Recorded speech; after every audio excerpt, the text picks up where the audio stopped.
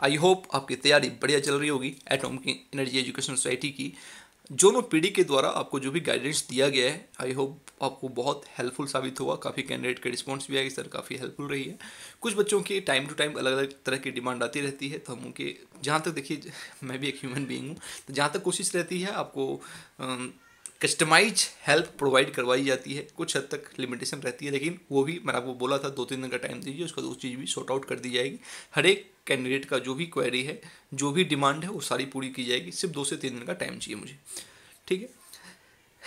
कुछ बच्चे कह रहे थे कि सर जो प्रीवियस ईयर पेपर है उसको क्या कीजिए कि आप ब्रेक मत कीजिए सब्जेक्ट वाइज, उसको कंबाइंड एक पेपर को एक वीडियो में कंबाइन करवा दीजिए। तो इसीलिए आपके सामने जो एटॉमिक एनर्जी का प्राइमरी टीचर अप्रैल 2018 का पेपर है, और इसको हम पूरा reasoning, math, science, current affair, English, सारा का सारा कंसर्न सब्जेक्ट भी इसी वीडियो में करने वाले हैं। तो आप में से कोई ऐसा मत समझना कि ये सिर्फ प्राइमरी टीचर के लिए है। जिस भी पोस्ट के सिलेबस में हिंदी है, इंग्लिश है, रीजनिंग है, मैथ है, साइंस है, करंट अफेयर है, वो टीचिंग मैथोडोलॉजी है, वो सारे लोग इस पेपर को जरूर से जरूर देखें। देखिएगा, सबसे पहले हम बात करते हैं हिंदी का चाणक्य बैच चल रहा है। आपको किसी को सिर्फ हिंदी के काम करना है तो उसमें यूट्यूब पर free of cost Chanakya batch चल रहा है, उस पर आप ज्वाइन कर लें। साथ ही साथ काफ़ी सारे जो लोग हैं वो टेलीग्राम चैनल ज्वाइन कर चुके हैं पीडी सिंह सर का, तो उस पर आपको जो भी कन्फ्यूजन है वो सारी चीज़ें आप बात करते हैं, वहाँ पे आपको दूर की जाती है। कुछ लोगों के अभी कन्फ्यूजन रह रहे हैं उसमें, तो उसको हम डील करेंगे। वीकेंड आ रहा है, वीकेंड पे बहुत अच्छा काम करने वाले हैं हम लोग। चलिए, हालांकि इसका हिंदी सेक्शन में करवा चुका हूँ, इसलिए मैं इसको फास्ट काम करूँगा। देखिएगा, सबसे पहला शब्द है निवल। निवल शब्द का सही अर्थ क्या है? मैंने बताया था निवल का मतलब होता है शुद्ध। इंग्लिश में इसको बोला जाता है नेट। इसका अपोजिट होता है ग्रॉस या सकल। 19-20 होना इसका मतलब है बहुत कम अंतर होना। मतलब 19-20 होना मतलब है बहुत कम अंतर, बहुत अंतर होना नहीं होता, बहुत कम, मामूली अंतर, इसको इग्नोर भी किया जा सकता है। रात शब्द का पर्याय क्या है? रात का पर्याय है निशा। बाकी तम, तिमिर, तमस, इन सब का अर्थ जो होता है अंधेरा होता है, अंधकार होता है।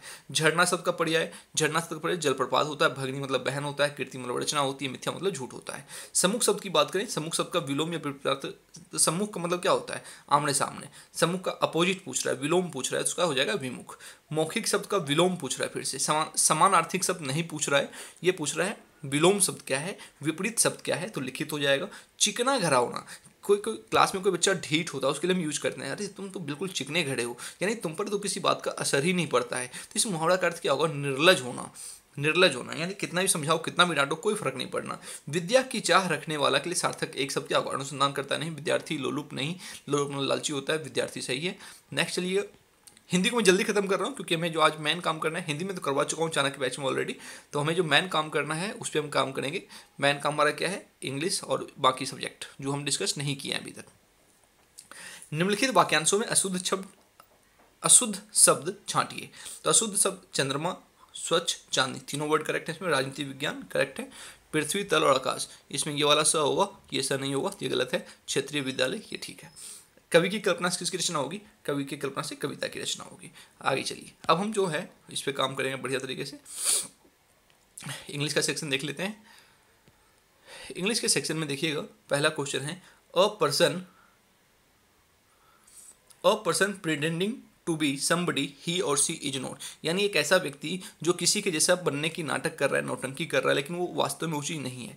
तो मैजिशियन क्या होता है? जादूगर होता है, ये नहीं होगा। रोग्यू मतलब होता है एक जो टोटली क्या डिसऑनेस्ट या वर्थलेस पर्सन, यानी बेईमान या फिर बिना काम का पर्सन, निकम्मा। लायर मतलब झूठ होता है, ये नहीं होगा। इम्पोस्टर का मतलब होता है कोई ऐसा व्यक्ति जो चीज़ वो है नहीं लेकिन बनावटी दिखावटी वो चीज़ दिखा रहा है। Choose the correct spelled word. Spelling में से आपको मैंने सिलेबस जब इंग्लिश का बताया था तो उसमें मैंने कहा था कि इंग्लिश में स्पेलिंग से क्वेश्चन बनेगा और हिंदी में वर्तनी से बनेगा।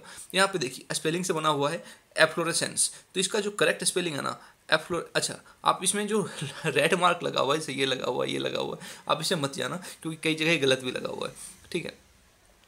लगा हुआ है, जिसने भी लगाया हो पेपर, जहाँ से मुझे मिला उसने लगाया हुआ है, तो इसमें कई जगह गलत भी है, इसलिए आप उसको आंख बंद करके फॉलो मत कीजिएगा। जो मैं डिस्कस करवा रहा हूँ उसको देखिए ध्यान से। इसका मतलब होता है फ्लोरिंग। क्या होता है? फ्लोरिंग, फूलना, जैसे फूल खिलता है ना, वो। Choose the correct spelled word. देखिए करेक्ट स्पेलिंग से 2 सेंटेंस आ गया, 2 क्वेश्चन आ गया है, एक 12 नंबर क्वेश्चन, एक 13 नंबर क्वेश्चन। यहाँ पर बुके जो गिफ्ट करते हैं ना किसी को, उसके सही स्पेलिंग पूछी गई है, तो बुके हो गया। इसी से मिलता जुलता एक स्पेलिंग जो बनता है क्वेश्चन, एक तो बनता है आपका बकेट के ऊपर, दूसरा बनता है आपका चौफर, जो गाड़ी को चलाने वाला होता है चौफर। बहुत इंपॉर्टेंट वर्ड है चौफर, उसकी स्पेलिंग कई कई एग्जाम में देख चुका हूँ मैं, कई एग्जाम में और कई बार पूछा गया है। तो ये कुछ वर्ड हैं जिनकी स्पेलिंग हमको पता होनी ही होनी चाहिए। अच्छा, यहाँ पे देखिएगा क्वेश्चन नंबर 14 में कहा जा रहा है mark the one that best explains it meaning on the idiom and phrase. मैंने आपको बोला था कि इंग्लिश के सिलेबस में आपको जो लोकोक्ति और मुहावरे हैं वो आपको याद करना है। इडियम एंड फ्रेज बोला जाता है इंग्लिश में उसे। तो ये देखिए बहुत कॉमन है, जब आप याद करने बैठेंगे ना, हो सकता है सबसे ऊपर ही मिल जाए आपको, अ ब्लू आइड पर्सन। नहीं पढ़ेंगे तो आपको लगेगा अरे बहुत मुश्किल है, लेकिन जब पढ़ने बैठेंगे तो आपको ये सबसे ऊपर मिलेगा, बहुत ईजी है। अ ब्लू आइड पर्सन मतलब होता है अ फेवरेट पर्सन। अच्छा, इसमें उदाहरण देखिए, इसके जो बाकी ऑप्शन है कितने फनी फनी ऑप्शन है। अ पर्सन ऑफ मतलब उसकी आंखें जो नीली हैं तो यूरोपियन लड़का हो गया वो, नहीं। अ चार्मिंग पर्सन मतलब attractive person, someone with a defective visage की आंखों में दिक्कत है इसलिए उसकी आंखें नीली है। तो ये सारे फनी आंसर हैं। करेक्ट आंसर है अ फेवरेट। आगे देखिएगा question number 15, fill in the blank with the correct option. I had already published a novel and it was an unexpected success. I thought my fortune was mad. ठीक है, इसमें आपका क्या था, fill in the blank choose करना था, तो इसमें ज़्यादा कुछ मुश्किल था नहीं। Next, pick the feminine gender of boar. यहाँ पर मैस्कुलिन एंड फेमिनिन जेंडर के टॉपिक में उठाया गया क्वेश्चन। ये मैस्कुलिन यानी हिंदी में जैसे हम करते हैं ना नर एवं मादा चूज करने के लिए, तो किस जानवर के नर को क्या कहते हैं, किस जानवर के मादा को क्या कहते हैं, हिंदी में भी आपको पता होना चाहिए और इंग्लिश में भी पता होना चाहिए। जैसे हम बात करते हैं बोर मतलब होता है सुअर, तो सुअर की जो मादा होती है, जो फीमेल होती है, उसे सौ कहा जाता है। इसके अतिरिक्त देखिएगा ड्रेक की बात करते हैं। ड्रेक जो है आपका वो होता है डक की जो फीमेल होती है, डक की जो वाइफ होती है, उसे ड्रेक कहा जाता है। फिली की बात करें तो ये आपका जो होता है हॉर्स का, ये हॉर्स जो छोटा बच्चा है ना, छोटा बच्चा हॉर्स, उसके छोटे बच्चे को फिली कहा जाता है। और ब्राइड आपको पता ही है, जब आपकी जॉब लगेगी तो आपकी जो फीमेल होंगी उनको ब्राइड कहा जाएगा और आपको ग्रूम कहा जाएगा। ठीक है, आगे चलिए।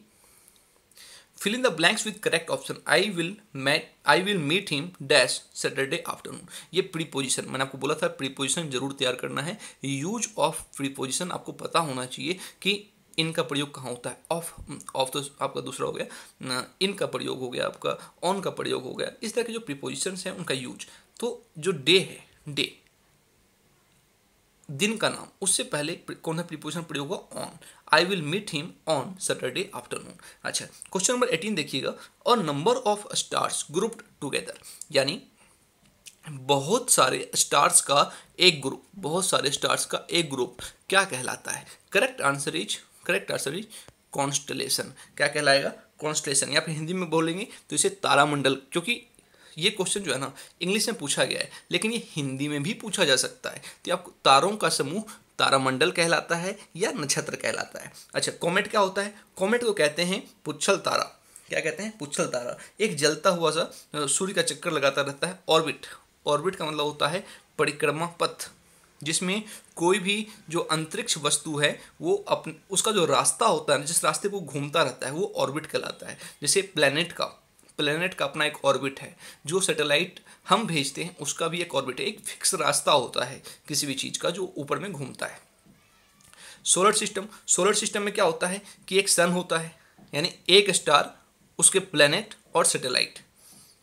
तो सोलर सिस्टम में और कॉन्स्टलेशन में बड़ा कौन हुआ, कॉन्स्टलेशन बड़ा हुआ, क्योंकि इसमें तो कई सारे स्टार रहते हैं। सोलर सिस्टम में क्या होता है, एक स्टार होते हैं, उसके कई सारे प्लेनेट होते हैं, और फिर प्लेनेट के कई सारे सैटेलाइट होते हैं। तो एक कॉन्स्टलेशन में कई सारे सोलर सिस्टम होंगे। नेक्स्ट देखिएगा, some people regard the world as, कुछ लोग दुनिया को कैसी नज़र से देखते हैं, illusion. Correct word is illusion. और ये भी काफ़ी स्पेलिंग की नज़र से भी काफ़ी इंपॉर्टेंट है, क्योंकि आप देखिएगा बाकी जो वर्ड है, इमिटेशन नहीं, इमिटेशन तो नकल होता है, एल्यूजन इसी शब्द को मिस स्पेल्ड करके लिखा गया है इधर और इधर। नेक्स्ट है, she did the job without these enthusiasm. तो उसने जो जॉब किया, उसने जो काम किया, वो बिना एंथुजियाज्म के किया। तो ये एक जो क्या है, एक फीलिंग की चीज़ है, अब्स्ट्रैक्ट चीज़ है, इसको हम गिन नहीं सकते इसे क्वांटिटी इसकी प्रॉपर तरीके से नहीं पता लगा सकते। मच का प्रयोग हुआ इसमें। ठीक है, चलिए आगे। करंट अफेयर आ गया आपके सामने करंट अफेयर आ गया। 10 नंबर का क्वेश्चन है, देखिएगा। ये बहुत परेशान करता है यार। चलिए ठीक। Who is the recently elected as the chief minister, ये जो करंट अफेयर मिलेगा आपको 2018 का मिलेगा, तो उस हिसाब से देखिएगा। तो करंट अफेयर के क्वेश्चन इंपॉर्टेंट नहीं है, इन क्वेश्चन के आंसर इंपॉर्टेंट नहीं है, लेकिन आपको इनके टॉपिक इंपॉर्टेंट है कि करंट अफेयर का ये क्वेश्चन उठाया कहाँ से गया है, ये इंपॉर्टेंट है और ये आपको पता होना चाहिए। जैसे मैंने आपको जो करंट अफेयर का टॉपिक मैंने आपको लिखवाया था, सिलेबस लिखवाया था, उसमें मैंने आपको बताया था कि भैया जो जिन स्टेट में इलेक्शन हुए हैं वहाँ पे जो चीफ मिनिस्टर बने हैं और भी जो पोस्ट दी गई हैं, टोटल विधानसभा की सीट कितनी है, ये सारी चीज़ें आपको पता होनी चाहिए। तो त्रिपुरा में इलेक्शन हुए थे उस टाइम पे, उसके चीफ मिनिस्टर कौन बने हैं, तो बिप्लब कुमार देव। और इस बार फिर से नॉर्थ ईस्ट इंडिया में एक स्टेट में हुआ था, मणिपुर में हुआ था शायद, तो आके देख लेना कौन चीफ मिनिस्टर बने हैं। Which IPL team is allowed to participate again in 2018 after 2 years ban. 2 टीमों को बैन लगाया गया था, एक चेन्नई सुपर किंग थी और दूसरी शायद राजस्थान रॉयल्स थी या कौन सी थी, तो वो देख लेना। तो 2018 में उनकी वापसी हुई थी। इस बार IPL से क्वेश्चन यदि बनेगा तो ये बन सकता है कि कौन सी नई टीम बनी, गुजरात वाली टीम नई बनी थी ना इस बार, तो इंपॉर्टेंट हो सकता है। हु इज द, और शायद जीत भी गई इसलिए ज़्यादा इंपॉर्टेंट है, who is the flag bearer for Indian side at the Commonwealth games 2018। PV Sindhu थी जिन्होंने फ्लैग को बियर किया था। Saikom Mirabai Chanu was clinched India's first gold at the 21st Commonwealth Games. In which weight category did she get the same gold medal? यानी जो मीराबाई चानू हैं उनको gold किस कैटेगरी में मिला, उनका वेट कैटेगरी क्या था, 48 kg। Who is the newly elected president of badminton association of India. Badminton association of India काफ़ी विवादित रहा था उस टाइम पर, तो इसलिए उनके प्रेसिडेंट का नाम पूछा गया। तो प्रेसिडेंट थे उनके कौन, हिमंता बिस्वा शर्मा। विवादित था, डिस्प्यूटेड था, इसलिए क्वेश्चन पूछा, स्पोर्ट से पूछा गया क्वेश्चन। देखिए, NASA first planned robotic spacecraft to study outer corona of sun has been designed and built by which university? John Hopkins university. Science and technology में आपको बताया था मैंने कि साइंस एंड टेक्नोलॉजी जो न्यू इन्वेंशन हो रहे हैं, जो न्यू स्टेप्स लिए जा रहे हैं, वो आपको पता होना चाहिए। Which airport has been adjudged as the India's cleanest airport as per latest survey conducted by the Airport Authority of India. तो करेक्ट आंसर है इसमें मैंगलुरु इंटरनेशनल एयरपोर्ट। तो एयरपोर्ट से रिलेटेड, रेलवे से रिलेटेड, इंफ्रास्ट्रक्चर से रिलेटेड कुछ record बना है, कुछ न्यू चीज़ हुई है, वर्ल्ड लेवल पे किसी को रैंकिंग मिली है, किसी की रिपोर्ट अच्छी आई है, तो आपको पता होना चाहिए, वहाँ से क्वेश्चन उठाया जा सकता है। खास करके साउथ इंडिया से हो तो ज़्यादा इंपॉर्टेंट हो जाएगा वो। India's longest elevated road, Hindon elevated road, has come up in which state? Karnataka, Madhya Pradesh, Rajasthan, Uttar Pradesh. Correct answer is Uttar Pradesh. जो हिंडन नदी है उत्तर प्रदेश में बहती है और वहाँ पर जो रोड बनाया गया है, और उसी पर क्या हुआ है कि हाल फिलहाल में एक जो फाइटर विमान है उसको भी उतारने के लायक उसे बना दिया गया है। कोल्लम अजीत एक एक्टर थे who passed away recently was associated with which field? Film industry से रिलेटेड थे। लेकिन कोल्लम अजीत जो थे मलयालम फिल्म इंडस्ट्री से रिलेटेड थे। तो क्वेश्चन यहाँ पे अब बन सकता है, मान ली KGF 2 आई है, काफ़ी हिट रही है, काफ़ी अच्छा न्यूज एंड सनसनी बटोरी है उसने, तो बन सकता है कि उसका डायरेक्टर कौन है, या फिर RRR, या फिर आपके एक और आई थी पुष्पा। तो ये तो नहीं बनेगा उसमें कि हाँ भाई बताओ उसमें गाना कौन सा है, लेकिन यदि किसी को कुछ अवार्ड मिला है क्या, है ना, तो इस तरह के क्वेश्चन वहाँ पे उठ सकते हैं। Stephen William Hawking the noted physicist has passed away, he belong to which country? England के थे। और जो स्टीफन विलियम हॉकिंग है जाने जाते हैं अपने रिसर्च वर्क के लिए। इनका जो रिसर्च वर्क था, PhD इनका था, वो फिजिक्स सब्जेक्ट से बिलोंग करते थे और कॉस्मोलॉजी में इनकी एक्सपर्टाइज थी। और इन्होंने ब्लैक होल पर बहुत डीप काम किया था, ब्लैक होल पर, और बिग बैंग थ्योरी को इन्होंने सही साबित किया था। तो ये सारी इनकी देन है जिसके बारे में ये फेमस हुए। अब हम बात करेंगे टीचिंग मेथोडोलॉजी के 10 क्वेश्चन की। हालांकि देखिएगा, टीचिंग मेथोडोलॉजी के सीरीज हम जल्दी स्टार्ट करेंगे। इस पर बढ़िया तरीके से पहले आपको थ्योरी करवाई जाएगी। सबसे पहले हमारा तरीका रहेगा टीचिंग मेथोडोलॉजी का सिर्फ सेपरेट, टीचिंग मेथोडोलॉजी का मंडे से स्टार्ट कर देंगे, सेपरेट कैटेगरी स्टार्ट होगा। और उसमें हम क्या करेंगे, सबसे पहले प्रीवियस ईयर क्वेश्चन सारे डिस्कस करेंगे, फिर हम उसकी थ्योरी करेंगे, और फिर एक्सपेक्टेड जो मॉडल पेपर है 10-10 क्वेश्चन का, वो हम आपके सामने प्रेजेंट करेंगे, ताकि आपका बढ़िया तरीके से तैयार हो जाए। लगभग इन सारे कामों में 15-15 मिनट की क्लासेस रहेंगी आपकी, ज़्यादा नहीं, 15 से 20 मिनट की क्लासेस रहेंगी। YouTube पे रहेगा, फ्री ऑफ कॉस्ट रहेगा। तो उसमें हम क्या करेंगे, इसको 15 से 20 मिनट की क्लास रहेगी और वही 20 के आसपास क्लास होगी। 20 क्लासेस में आपका सारा कुछ कवर हो जाएगा। तो घबराना मत और टीचिंग मेथोलॉजी को ज़्यादा भटकना मत, बढ़िया तरीके से आपको काम करवा दिया जाएगा। Emotional adjustment of students is affective in, यानी विद्यार्थी का जो इमोशनल एडजस्टमेंट है वो होना ज़रूरी है, क्योंकि उसका पर्सनैलिटी, व्यक्तित्व का निर्माण होता है, क्लास की टीचिंग में फ़ायदा मिलता है और डिसिप्लिन रहता है। बिल्कुल सही बात है, यानी ऑल ऑफ दीज सारी बातें सही है।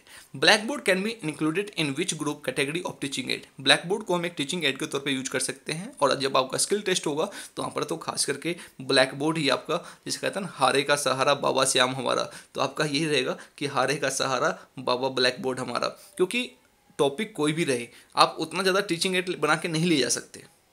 ठीक है, तो क्या होगा वहाँ पर आपका जो ब्लैक बोर्ड है उसी पे तरह तरह की ड्राइंग बना सकते हैं या कुछ इलस्ट्रेट कर सकते हैं, है ना। तो ब्लैक बोर्ड को हम एक विजुअल एड, ऑडियो तो है नहीं उसमें, ऑडियो तो हमें बोलना पड़ेगा, तो ऑडियो नहीं आएगा, ऑडियो जिस इसमें वो सारा कट जाएगा, सिर्फ विजुअल एड के तौर पे हम यूज कर सकते हैं। विच of the following is related with teaching skill. Teaching skill के साथ इनमें से कौन सा रिलेटेड है? Black board writing, solving question, asking question, all of these. Teaching skill, black board writing भी अपने आप में एक टीचिंग स्किल है, शिक्षण कौशल है। मैंने आपको बोला था कि जब माइक्रो टीचिंग की बात आती है, माइक्रो टीचिंग में 6 या 7 टीचिंग स्किल की प्रैक्टिस की जाती है, तो वहाँ पर ये सारे के सारे टीचिंग स्किल हैं जो एक टीचर की प्रैक्टिस करवाई जाती है। ब्लैक बोर्ड राइटिंग की प्रैक्टिस अच्छे से होना चाहिए और टीचर में ये स्किल बढ़िया तरीके से होना चाहिए। Solving question and asking question, ये सारे के सारे टीचिंग स्किल हैं और एक टीचर को ये सारी चीज़ें आनी चाहिए। Students who ask questions in the class should be, यानी जो विद्यार्थी क्लास में क्वेश्चन पूछता है उसके साथ हमें क्या करना चाहिए? Advise to meet the teacher after the class, उसको हम बोलें कि बेटे क्लास के बाद मिलना, क्यों भाई? नहीं। Encourage to participate in the discussion in the class, यानी क्लास में डिस्कशन करने में उनको पार्टिसिपेट करवाएं। इनकरेज टू कंटिन्यू, तो इसका जो है क्वेश्चन से कोई लेना देना नहीं है। बच्चा जो क्वेश्चन पूछता है उसको हम डिस्कशन में करवा रहे हैं, तो उसका रिलेट नहीं हुई ना दोनों बातें। Encourage to continue asking question, यानी उसको हमें इनकरेज करना चाहिए, बेटे शाबाश आप जो क्वेश्चन पूछ रहे हो बढ़िया है, पूछते रहो, बस थोड़ा सा इतना ध्यान रखना है कि टॉपिक को भटकाने वाले क्वेश्चन ना हो, शरारत वाले क्वेश्चन ना हो, जिज्ञासा वाले क्वेश्चन हो। बच्चे अपनी क्यूरियोसिटी को क्लियर करें, अपनी जानकारी को बढ़ाने के लिए पूछता है, टॉपिक से रिलेटेड पूछता है, डिसिप्लिन तरीके से पूछता है, तो उसे हमें इनकरेज करना चाहिए। Encourage to search answers independent, हम उसको ये नहीं बोल सकते बेटे घर जाके गूगल कर लेना, ऐसी बातें हम नहीं बोल सकते। At authoritarian level teaching is teacher centred, हाँ देखिएगा टीचिंग के कई सारे तरीके हैं, तो इसमें से एक तरीका है ऑथोरिटेरियन लेवल। इसमें जो टीचिंग है क्या होता है? टीचर सेंटर्ड होता है, चाइल्ड सेंटर, नाम में ही ऑथोरिटी है, ऑथोरिटी मतलब समझ सकते हैं नेगेटिव सेंस है, तो इसमें चाइल्ड सेंटर तो आएगा नहीं, हेडमास्टर सेंटर भी नहीं, हेडमास्टर तो एडमिनिस्ट्रेशन देखता है, एक्सपीरियंस बेस्ड नहीं। Correct answer is teacher centred. Who developed the interaction analysis category system in education for increasing the teaching effectiveness? Flander ने काम किया था, ये आपका ऑब्जर्वेशन का एक टेक्निक है। नेक्स्ट देखिएगा, one of the important theories of moral development has been proposed by, तो मॉरल डेवलपमेंट की थ्योरीज पे मेनली 2 लोगों ने काम किया है, एक तो आपके कोहलबर्ग साहब हैं और दूसरे आपके पियाजे साहब हैं। पियाजे साहब का नाम है नहीं, कोहलबर्ग साहब का अकेले का नाम है, तो हमारा आंसर हो जाएगा। While delivering lecture if there is some disturbance in the class then a teacher should maintain, यानी जब आप क्लास में लेक्चर दे रहे हैं और क्लास में बच्चे क्या कर रहे हैं? बातें कर रहे हैं, आप बोले जा रहे हैं, समझाए जा रहे हैं, बच्चे बातें करे जा रहे हैं, तो आपको उस टाइम पर क्या करना चाहिए? Maintain silence for a while and then go on, यानी कुछ सेकंड के लिए, कुछ सेकंड मिनट के लिए नहीं, कुछ सेकंड के लिए, कुछ पल के लिए आप चुप हो जाइए, रुक जाइए और फिर आगे पढ़ना स्टार्ट कीजिए। सेकंड ऑप्शन कह रहा है नॉट बदर of what is happening in the class, भैया लेक्चर दे रहे हो, लेक्चर देते रहो, तुम्हें कोई फर्क नहीं पड़ना चाहिए कि बच्चे सुन रहे हैं या बच्चे आपस में बातें कर रहे हैं। तो ये ऑप्शन तो कभी भी नहीं होगा ना, ये ऑप्शन तो कभी नहीं होगा कि भैया जिनको पढ़ा रहे हो वो आपस में बातें करे जा रहे हैं और ये कह रहा है आपको फर्क ही नहीं पड़ना चाहिए, आप अपना लेक्चर देते रहो, बच्चे अपना लेक्चर देते रहेंगे। No. Punish those causing disturbance, यानी बातें करने डिस्टर्बेंस करने वाले बच्चों को पनिश करें, तो ऐसी बातें तो हम कर ही नहीं सकते ना। सिलेक्शन लेना है अपने ऊपर, FIR नहीं करवाना। ऑल ऑफ दीज, तो ऑल ऑफ, जब 2 ऑप्शन नेगेटिव हो गए तो ऑल ऑफ दीज होगा नहीं, ये बच गया। और ये बिल्कुल सही स्ट्रेटजी है कि जब आप पढ़ा रहे हैं, आप समझा रहे हैं, आप किताब पढ़ रहे हैं, घूम घूम के कोई कहानी सुना रहे हैं और कुछ बच्चे बातें करे जा रहे हैं, क्या करो, चुपचाप चुप हो जाओ। आप देखेंगे 3 से 4 सेकंड, ज़्यादा नहीं, 3 से 4 सेकंड के अंदर उन बच्चों को पता चल जाएगा कि क्लास में कुछ तो गड़बड़ हुआ है, और उनका ध्यान फटाफट अपनी बातों से हटके आपकी तरफ आ जाएगा। विच of the following is not a level of teaching learning, इनमें से कौन सा टीचिंग लर्निंग का लेवल नहीं है? तो आपको पता होगा memory level, reflective level and understanding level, ये 3 लेवल डिवाइड किए गए हैं टीचिंग के। इसमें जो डिफरेंशिएशन लेवल है ये आपका नहीं है इसका, तो ये हमारा आंसर हो जाएगा। NUEPA is mainly concern with educational, यानी इसका मतलब क्या है? इसका मतलब है भैया national university of educational planning and administration.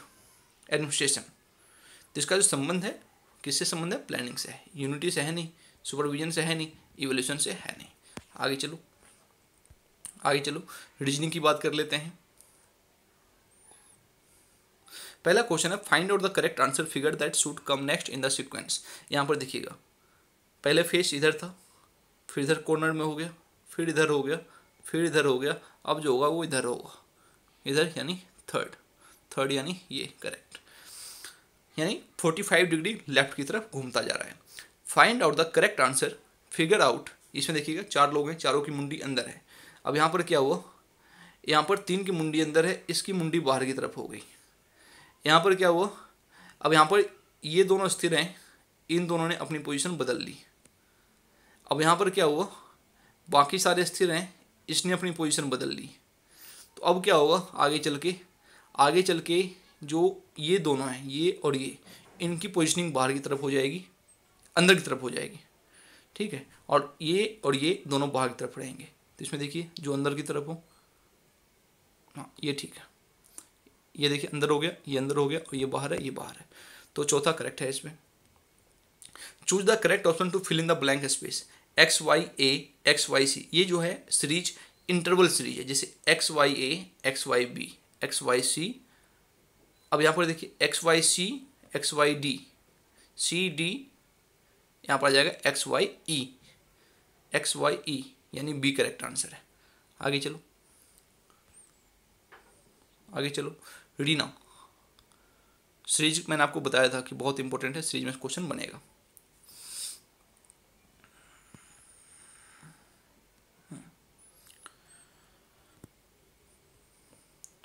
Reena is twice as old as Sunita. जो रीना है वो सुनीता से डबल एज की है, ठीक है, रीना सुनीता से डबल एज की है प्रेजेंट में। 3 years ago, 3 साल पहले, she was 3 times as old as Sunita, यानी 3 साल पहले वो सुनीता की 3 गुनी थी। तो how old age Reena now, तो रीना की एज अब क्या है? ऑप्शन कर लें ट्राई। इस क्वेश्चन में क्या करो, ऑप्शन मेथड ट्राई किया करो। जैसे रीना की एज आज की डेट में यदि 6 साल है, तो सुनीता क्या होगी? 6, तो ये 3 होगी। आज से 3 साल पहले कर देते हैं, आज से 3 साल पहले, ये कितनी हो जाएगी? 3, ये कितनी हो जाएगी? 0। तो बात तो बनी नहीं, 0 का 3 गुना क्या होता है? 12 साल लेके चलते हैं, तो ये 12 साल, ये 12 साल, तो सुनीता 6 साल। 3 साल पहले कर देते हैं, ये 9 साल और ये 3 साल, तो ये 3 गुना हो गया, यानी 12 साल करेक्ट है। मून सैटेलाइट, देखिएगा मून सैटेलाइट, यानी मून क्या है? एक सैटेलाइट है, तो अर्थ क्या है? प्लेनेट है। रिलेशन वाला क्वेश्चन था, करेक्ट हो गया। अरुणा कट ए केक इनटू 2 हाफ्स। अरुणा के पास एक केक है, उसने क्या किया, उसको 2 हाफ में डिवाइड कर लिया, ठीक है, equal size. Each of the small pieces is 20 grams in weight. Each of the, if she has 7 and cut 1 half, यानी इसको ले लिया, एक हाफ को ले लिया और इसको छोटे छोटे पार्ट में डिवाइड कर दिया। इसके पास टोटल 7 पार्ट हैं, तो इसके 6 पीस किए, इसका 1 पीस किया, टोटल 7 पीस हो गया। इफ, और इसमें से हर पीस का जो वेट है 20 ग्राम है, तो इसका कितना हो जाएगा? इसका हो जाएगा 120 ग्राम, 120 ग्राम हो जाएगा, क्योंकि हर इसमें 6 पीस हुए हैं, 6 पीस हुए हैं तो 20 ग्राम, 20 × 6 120 ग्राम। और जब इस हाफ का 120 है, तो ये भी 120 होगा, तो 120 + 120, ये जो केक था टोटल 240 ग्राम का था, 240 ग्राम, ठीक। चलो आगे देखो, if the English alphabet is written in reverse order, यानी ऐसे लिखा जाता है ABCXYZ, इस तरीके से उल्टा लिखा जाता है। Then what will be the fourth letter to the right of the 13th letter from the left, यानी इधर से जो 13th है, इधर से जो 13th है और उसका fourth letter to the right of, यानी इसका फोर्थ, यानी 17th, इस साइड से जो 17th है, इस साइड से जो 17th है, इस साइड से कितना होगा, टोटल 27 होता है, 27 माइनस 17th यानी 10th, और एक ही साइड से गिनेंगे हम, एक ही साइड से गिनेंगे तो 10th अल्फ़ाबेट कौन सा होता है, जे होता है ना, जे कहाँ है, ये जे करेक्ट है। A party consists of grandmother, father, mother, 5 sons and their wives, यानी एक पार्टी में दादी हैं,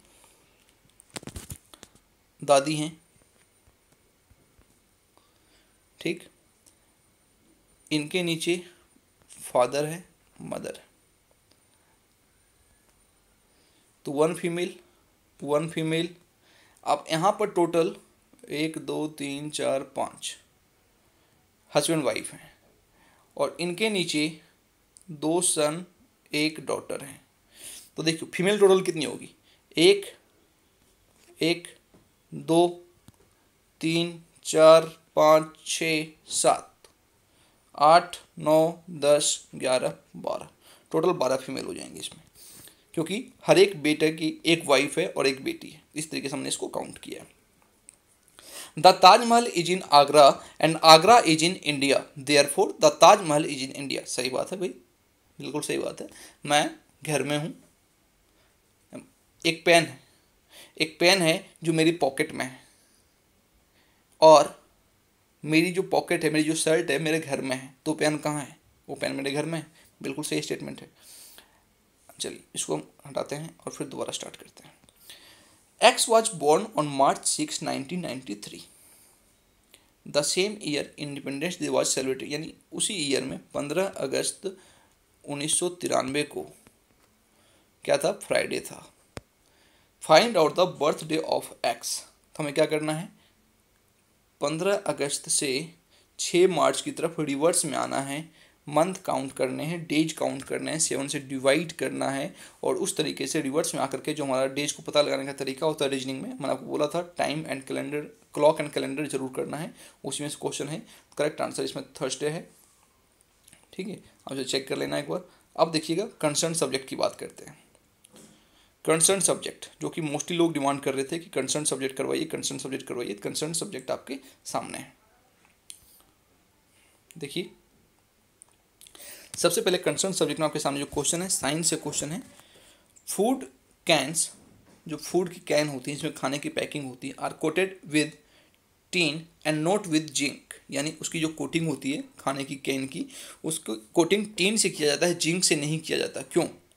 क्योंकि zinc is more reactive than tin. जो जिंक है वो तुरंत खाने के साथ रिएक्शन, क्योंकि खाने में क्या होता है, खाना खुद एक कुछ ना कुछ केमिकल होता है, खाने में जो भी विटामिन, प्रोटीन, कार्बोहाइड्रेट है सब क्या है, केमिकली तो है। तो जिंक क्या करेगा, तुरंत ही उसके साथ रिएक्शन करके खाने की क्वालिटी को खराब कर देगा, इसलिए जिंक नहीं लगाते, टीन लगाते हैं उसमें। चलिए 52, विच of the following constitutes a food chain, इनमें से कौन सा एक फूड चेन, फूड चेन क्या होता है जिसमें पहले को दूसरा खाता है, दूसरे को तीसरा खाता है। ग्रास, व्हीट, मैंगो, बेचारे सारे शरीफ हैं, इसमें कोई किसी को नहीं खाता। गोट, काउ, एलिफेंट, ये भी सारे शरीफ हैं, ये सारे मिल करके घास को खाते हैं, जो पेड़ की पत्तियों को खाते हैं, लेकिन आपस में एक दूसरे को नहीं खाते। ग्रास को गोट खाता है, गोट को ह्यूमन खाता है, ये बड़े नालायक हैं, ये आंसर हो जाएगा इसमें। द एंथर कंटेन्स, एंथर में क्या होता है भाई, एंथर जो आपकी फूल होती है ना, फूल, इसमें जो आपका ये होता है, इसमें आपकी एंथर में क्या होता है, परागकण होता है, एंथर में परागकण होता है, ठीक है। आगे चलिए। In India uranium is found in which among the following state, India में जो यूरेनियम है उत्तर प्रदेश में नहीं पाया जाता, हरियाणा में नहीं पाया जाता, झारखंड जो कि माइंस की क्वीन बोली जाती है, माइंस है वहाँ पे। और solar water heater can not be used to get hot water on, यानी जो सोलर सूर्य की ऊर्जा से धूप से पानी को गर्म करने वाला हीटर होता है, वो कब यूज नहीं कर सकते? अ सनी डे, जिसमें धूप बढ़िया है तो उसे यूज करेंगे बढ़िया तरीके से। A cloudy day, a hot day, इसको भी यूज करेंगे। अ विंडी डे भी करेंगे, यदि धूप है हवा चल रही है तो भी करेंगे, कोई बात नहीं, वो काम करेगा। लेकिन क्लाउडी डे, जिस दिन बादल है, धूप ही नहीं, धूप उसे पड़ेगी नहीं तो हीटर काम नहीं करेगा, पानी को गर्म नहीं करेगा, तो ये हमारा आंसर हो जाएगा। The human species was genetics root in, यानी दुनिया भर में जितने भी इंसान हैं उनकी जो जेनेटिकल रूट है वो कहाँ पर है? अफ्रीका में। ऐसा माना जाता है कि अफ्रीका से ही मानव जाति का स्टार्ट हुआ था, फिर वो जो डीप है गोंडवाना और ये सारे टूट टूट के धीरे धीरे समुद्र में बहते गए, महासागर में, और अलग अलग महाद्वीप बन गए। स्टार्टिंग ओरिजिन सबका अफ्रीका में ही है। Next, which of the following elements is not present in stainless steel? Stainless steel में इनमें से कौन सा एलिमेंट नहीं है?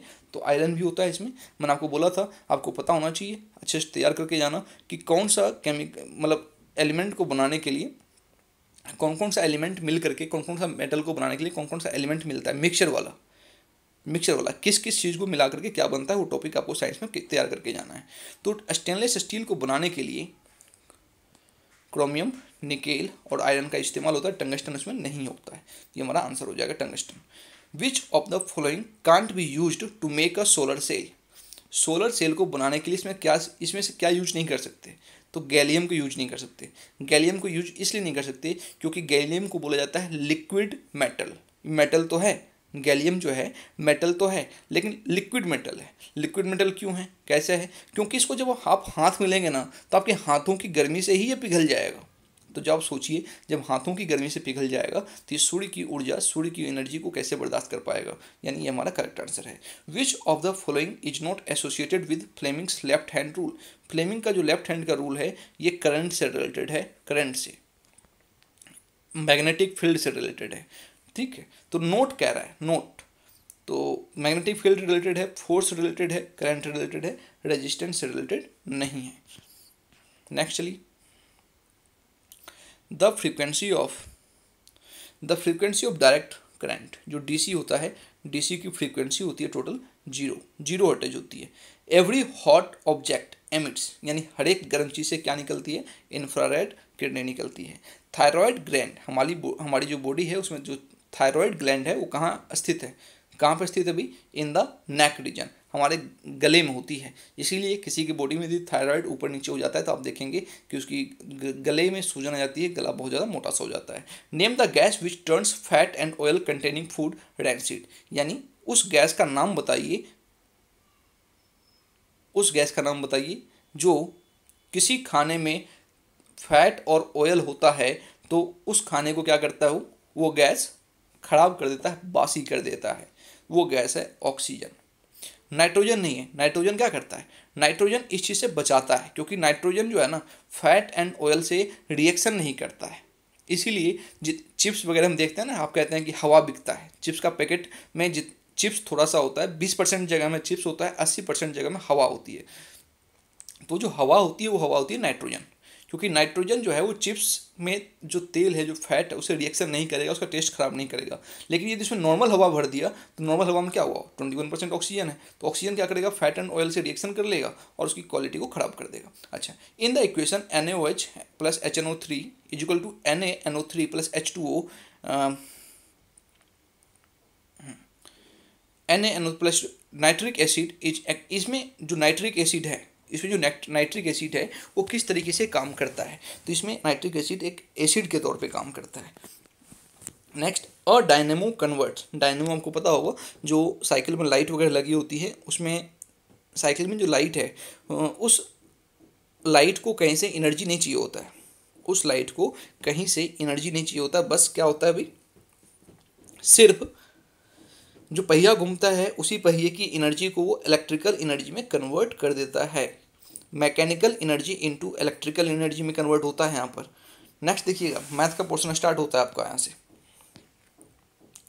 से आपका मैथ का पोर्शन स्टार्ट होता है, और देखिएगा ध्यान से, 2 + 2 - 2 इंटू 2 डिवाइडेड बाई 2। तो सबसे पहले इस 2 डिवाइडेड बाई 2 होगा, यानी इसकी वैल्यू 1 आ जाएगी। 2 इंटू 1 यानी ये -2 हो जाएगा। 2 + 2 4 - 2, फाइनल जो है 4 - 2 यानी 2 करेक्ट आंसर आएगा। अच्छा, इसमें देखिएगा 2 + 2 इसकी वैल्यू क्या हो जाएगी, 2 + 2 + 4 + 4, 4 4 8 4 12 हो जाएगा इसका answer. If x is equal to -1 then what is the value of the function x के क्यू। x की वैल्यू -1 है, तो x का क्यू यानी -1 का क्यू, तो -1 + 4 इंटू -1 यानी -4 + 12 यानी -5 + 12 इज इक्वल टू 7 आंसर हो जाएगा इसमें। ठीक, नेक्स्ट देखिए। हाँ, ये बड़ा अच्छा क्वेश्चन लगा मुझे, ट्रिकी क्वेश्चन था। यदि आप समझ जाएंगे तो आसानी से कर लेंगे, नहीं तो फिर अपना सिर मारते रहेंगे। If x divided by 2 + 4 is equal to 7/2, तो ये जो 7/2 है इसको हम क्या लिख सकते हैं, इसको हम 3.5 लिख सकते हैं ना, 3.5 है। x + 2 यानी x की वैल्यू इनमें से हम क्या रखें, x की वैल्यू यदि -2 रख देते हैं तो -2 डिवाइडेड बाई 2 यानी क्या आ जाएगा यहाँ पर आ जाएगा -1, तो -1 + 4 कितना हो जाएगा, -3, -1 + 4 यानी 3 आ जाएगा, लेकिन हमें क्या चाहिए 3.5 चाहिए। अच्छा, x की जगह हम -1 रखते हैं, ये रखते हैं -1, तो -1 को जब 2 से डिवाइड करेंगे तो हमारे पास क्या आएगा, -0.5, -0.5 + 4 यानी कितना आ जाएगा आपका 3.5, यानी ये जो है हमारा ऑप्शन सेट कर गया, तो ये हमारा आंसर होगा। चलिए आगे देखिए, what comes next in the sequence 2 4 10 28। इसमें आप लगाएंगे तो स्क्वायर भी नहीं लगेगा, क्यूब भी नहीं लगेगा, क्या है ये, कुछ नहीं है। 2 × 3 - 2, 4 × 3 - 2, 10 × 3 - 2, और लास्ट में जो है आपका 28 × 3 - 2 is equal to 82। 82 yes, 82 correct answer है। Next, what are the values of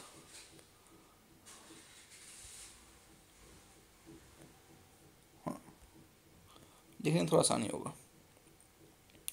what are the values of x and y in the following pair of equation. x and y की वैल्यू क्या है, तो यहाँ पर देखिए ये वाला इक्वेशन देखिए, x + 2 इज इक्वल टू 5, तो x की वैल्यू क्या होगा, 5 - 2 यानी 3।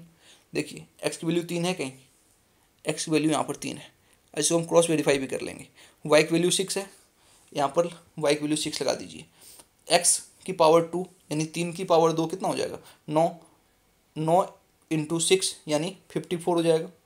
54 - 2 × y की वैल्यू 6 है यानी 54 - 12 इज इक्वल टू 42, यस 42 आ जाएगा, यानी हमारा ये वाला ऑप्शन बिल्कुल ठीक है। आगे चलिए, how many feet there are in 5 metre. 5 metre की बात कर रहे हैं कि 5 मीटर में टोटल कितने फीट हैं, तो इसमें देखिएगा जब हम बात करते हैं कि 1 मीटर में 3.47 के आसपास फीट होता है, तो 5 मीटर में क्या हो जाएगा, इसको हम 5 से डिवाइड करेंगे तो ये आपका बन जाएगा लगभग 16.40 feet.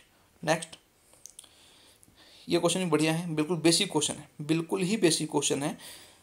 What is average arithmetic, sorry ये थोड़ा सा ऊपर चला गया, इसका क्वेश्चन का जो नेमिंग है ना, फाइल की नेमिंग है वो डिस्टर्ब करता है बार बार। 0.003 × 0.004, 3 और 4 को मल्टीप्लाई कर दो पहले 12। अब देखिए पॉइंट के इधर कितने डिजिट है, 1 2 3, और इधर कितना है 1 2 3 4, यानी टोटल 3 और 4 7 डिजिट होना चाहिए, 2 है ऑलरेडी, 1 2 3 4 5 0 पॉइंट, यानी 5 0 और फिर 1 2, 5 0 और फिर 1 2, ये हमारा करेक्ट हो जाएगा। What is average arithmetic mean of the number. इस केस में क्या करेंगे आप, सबसे पहले इन नंबर्स को सीनियरिटी वाइज लगा लीजिए, जैसे 0 2 4 5 9 10 एंड 12, फिर इसको प्लस कीजिए, फिर इसको डिवाइड कीजिए, सिंपल आ जाएगा 6। नेक्स्ट देखिए 2 की पावर 2 × 3 यानी ये आ जाएगा आपका 64, और इसको मल्टीप्लाई कीजिए 2 की पावर 3 × 2, ये आपका हो जाएगा 64, यानी 64 का स्क्वायर जो है 4096। Next, expand and simplify x - 5 × x + 4, इसको आप जो सॉल्व करेंगे तो ये आ जाएगा x² plus 4x x square plus 4x minus 5x और माइनस 20, ठीक है, माइनस 20, यानी x square minus x minus 20, ये हमारा करेक्ट हो जाएगा। एक्स स्क्वायर माइनस ये करेक्ट है।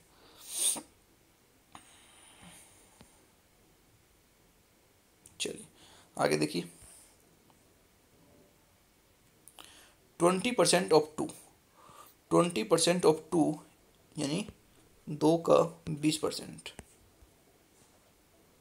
यानी 40/100, 0.4, 0.4 कहाँ है भाई, 0.4 यहीं पर है, 0.4 जो है यही है आपका करेक्ट आंसर हो जाएगा। द ग्राफ्स ऑफ द, मैंने आपको बोला था, परसेंटेज भी बोला था आपको, ये इक्वेशन भी बोले थे, ग्राफ्स भी बोला है कि आपको ग्राफ्स बढ़िया तरीके से तैयार, वो सिलेबस जो आपको बताया है बिल्कुल आप उसी तरीके से काम करें, आपको बढ़िया सक्सेस मिलेगा। The graphs of the two linear equation A X plus B Y equal to C, इसमें ना जो ग्राफ करेंगे 10th का सिलेबस है, और सिलेबस में आपको लिखा भी गया है कि एनसीईआरटी जो है 10th लेवल, हालांकि 12th बोला गया लेकिन 10th लेवल तक का है, आपका मैथ आपको क्लियर होना चाहिए। तो ग्राफ देख लेना, 9th-10th का जो है ना इक्वेशन वाला क्वेश्चन है यहाँ से। ये जो इक्वेशन रहता है, इस इक्वेशन में 2 लाइन बनती हैं एक ग्राफ पर, और ये दोनों इस तरीके से सिर्फ और सिर्फ कहाँ गया भाई, यूरा, बहुत परेशानी होती है ना स्क्रीन रिकॉर्डर में। हाँ, ये ग्राफ बनेगा, इसमें 2 ग्राफ बनेंगे, एक्स वाई, और ये दोनों आपस में सिर्फ एक जगह पर इंटरसेक्ट करेगा, ठीक। कुछ होती हैं जो कहीं भी इंटरसेक्ट नहीं करती, और एक होती हैं जो एक दूसरे के ऊपर ही बनती हैं। तो ये 3 होती हैं, उनके इक्वेशन क्या क्या होते हैं वो आपको याद कर लेना एक बार।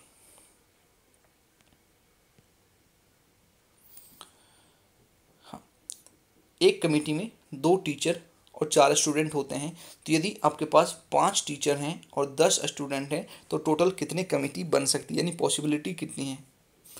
तो इसका एक फॉर्मूला होता है, वो आप देख लेना एक बार को, ठीक है ना। पॉसिबिलिटी बनाने का फॉर्मूला होता है 2100 बनेगा इसमें। और नेक्स्ट है 5 different books ABCD and D are to be arrange on a shelf, books C and D are to be arrange first and second starting from the right, यानी यहाँ पर जो है आपका C आ गया, यहाँ पर जो है आपका D आ गया। अब कह रहा है the number of different orders in which books A B and E are में बी अरेंज, 3 बुक्स बच गई A B and D, तो A B E B A E E A B,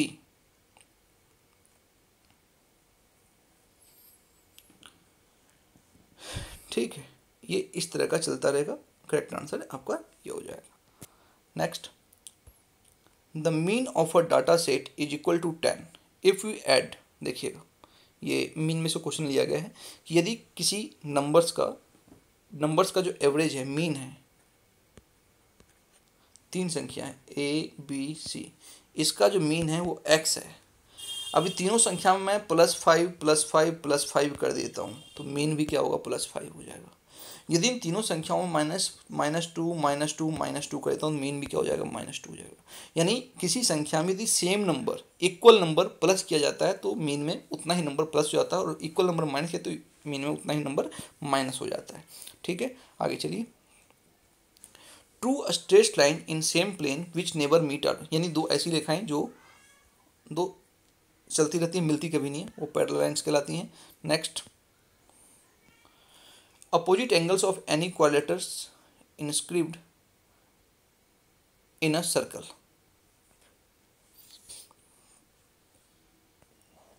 इसमें जो अपोजिट एंगल्स हैं, ये angles कैसी कहलाती हैं, सप्लीमेंट्री एंगल कहलाती हैं, ठीक है। इनको मिला के टोटल 180 बन जाएगा आपका, है ना। If 3 quantities A B and C are related as AB, यानी A/B एंड B/C, यानी A का रिलेशन जो B के साथ है, B का रिलेशन वही C के साथ है, तो इस केस में जो B है वो क्या होगा,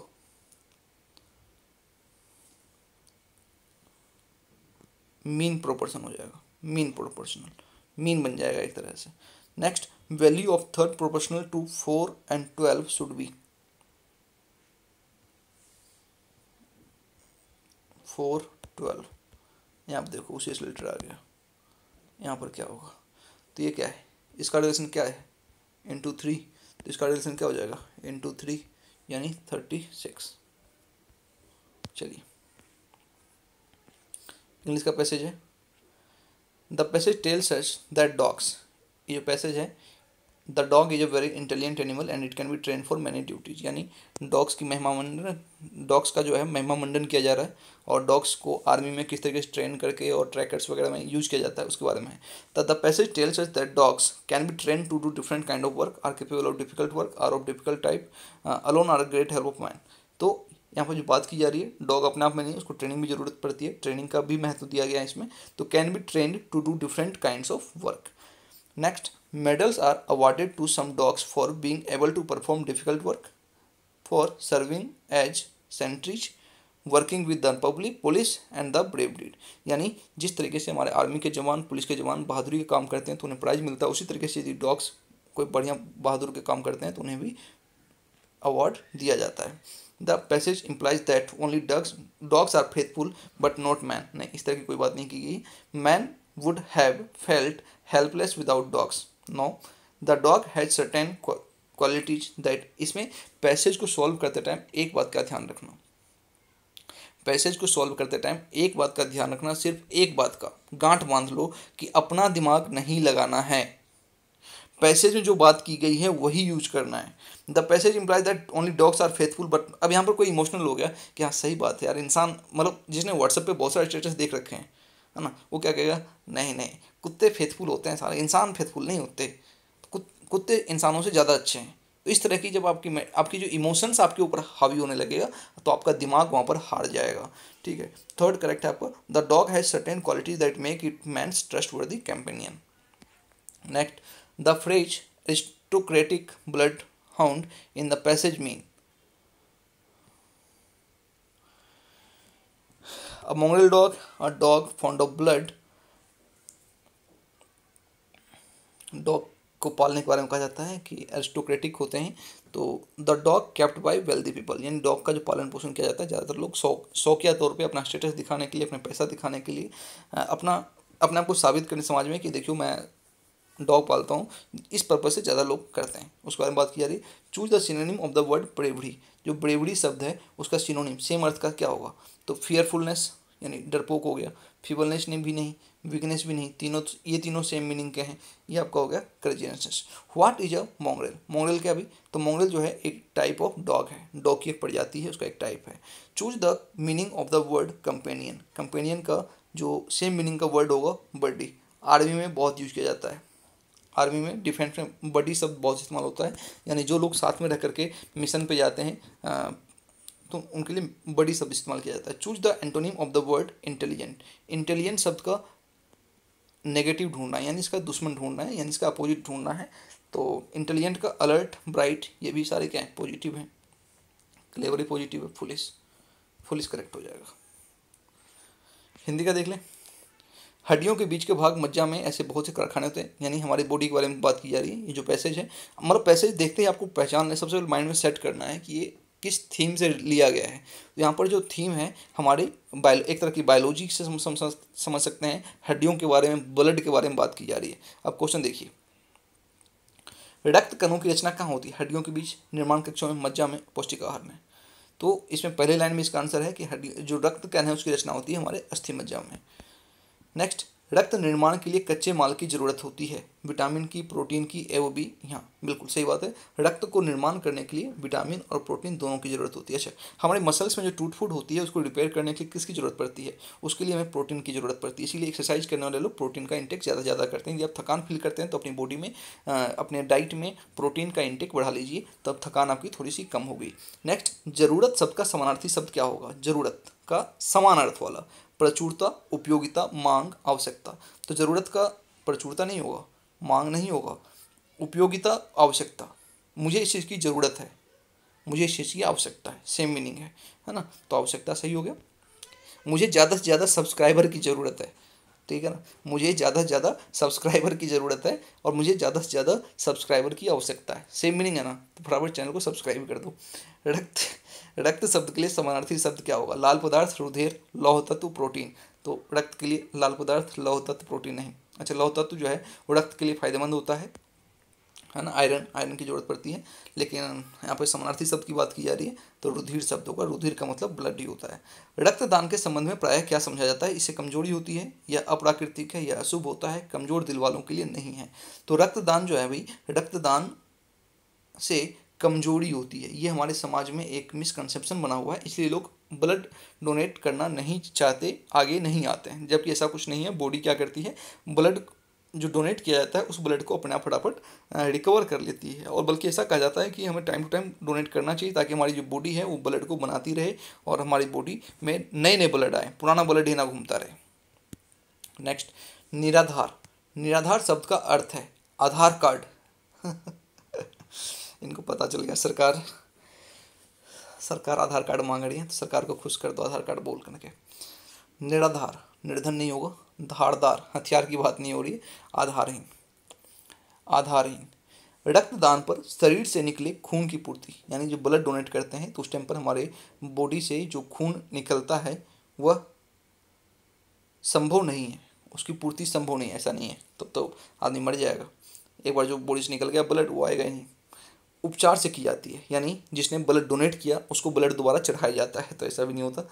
व्यायाम से की जाती है, नहीं, व्यायाम जो है 2-3 दिन के लिए व्यायाम के लिए मना किया जाता है, क्योंकि बॉडी उस टाइम ब्लड बना रही होती है। तो हमें बॉडी, आपको खाना मिला, यदि आप उसको एक्सरसाइज में बर्न कर देंगे तो बॉडी ब्लड कहाँ से बना पाएगी, यानी हमें उस एनर्जी को ब्लड बनने के काम में लगने देना होता है। ठीक है, तो शरीर स्वयं कर लेता है उसे, उसको बस थोड़ा सा टाइम दो और उसे कर लेने दो। स्वच्छ भारत, एक कदम स्वच्छता की ओर। चलिए, तो ये हमारा पेपर खत्म हुआ अप्रैल 2018 का प्राइमरी टीचर का। इसमें सारा सब्जेक्ट आपका क्लियर कराया गया है। देखिए, वीडियो को ज़्यादा ज़्यादा लाइक कर दो। मैं देखता हूँ व्यू बहुत ज़्यादा होता है, लाइकिंग कम होती है। लाइकिंग कर दो और चैनल को सब्सक्राइब जरूर करें। टेलीग्राम चैनल का लिंक जो है नीचे डिस्क्रिप्शन बॉक्स में दिया गया है, तो वहाँ पर टेलीग्राम को आप ज्वाइन करना चाहते हैं तो उसको ज्वाइन कर लें। ये आपके लिए काफ़ी हेल्पफुल रहेगा। और आगे हम और ज़्यादा, मैंने आपको बताया ना, रीजनिंग का शुरू करने वाले हैं। हिंदी आपकी शुरू हो चुकी है, आज हिंदी नहीं डल पाएगी, आज सिर्फ ये रहेगा, क्योंकि इसमें थोड़ा सा मतलब 1 घंटे की तो वीडियो हो गई। इससे पहले का काम, इसके बाद का काम तो बचा हुआ है अभी। ये आपको लगभग 10 बजे तक मिल पाएगी, है ना। तो ज़्यादा से ज़्यादा लोग इस पर काम करें, ज़्यादा से ज़्यादा लोगों तक जोड़ें, अपनी जो फैमिली है उसे जोड़ें, ज़्यादा फैमिली को बढ़ाएं, जोड़ों पीढ़ी को। और रीजनिंग हम स्टार्ट करने वाले हैं। टीचिंग मैथोलॉजी मुझे पूरा का पूरा करवाना है।